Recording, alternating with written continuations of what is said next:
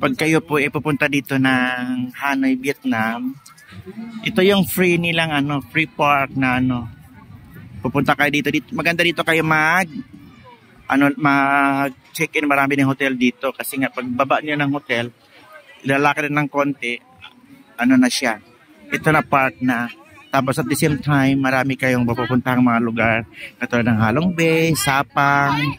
Basta marami pa sila, pero ang Halong Bay kasi ang pinaka-highlight nila dito. So kung gusto niyo pumunta dito ng Hanoi, ito ang maganda dito. Libre lang siya, ikot-ikot lang kayo sa park. Tapos yan, marami silang mga ganyan activities. Marami din silang mga dapat mong gawin kung gusto mong mag-explore. Ito yung yan. Kasi ang ganda ng lake nila, paikot, malinis, building paikot. Tapos kahoy, ganyan. Nandoon yung ito yung mga lugar na andyan yung mga nila, nandun yung mga lahat ng mga branded na nila.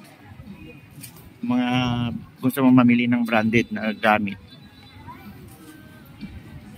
Kaya kung gusto niyo dito kayo, pag pumunta kayo, huwag niyong kaligtang pumunta sa lugar na to.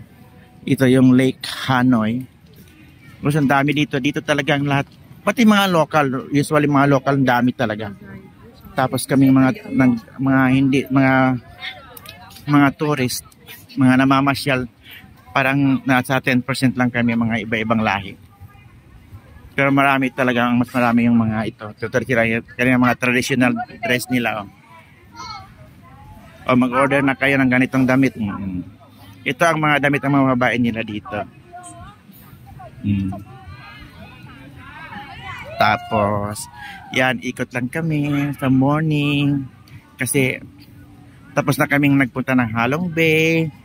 Nagpunta na kami doon meron pa yung pinuntang mga ibang lugar.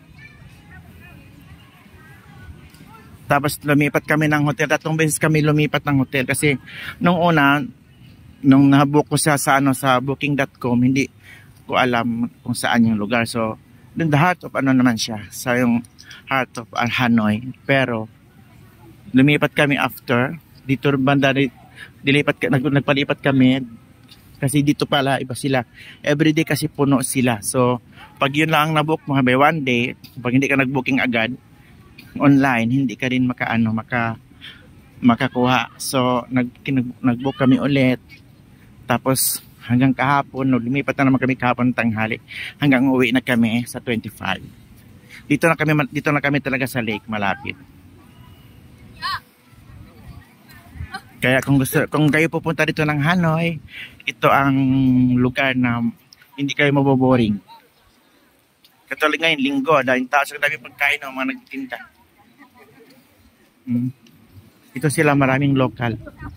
Saka pinuntahan namin kagabi na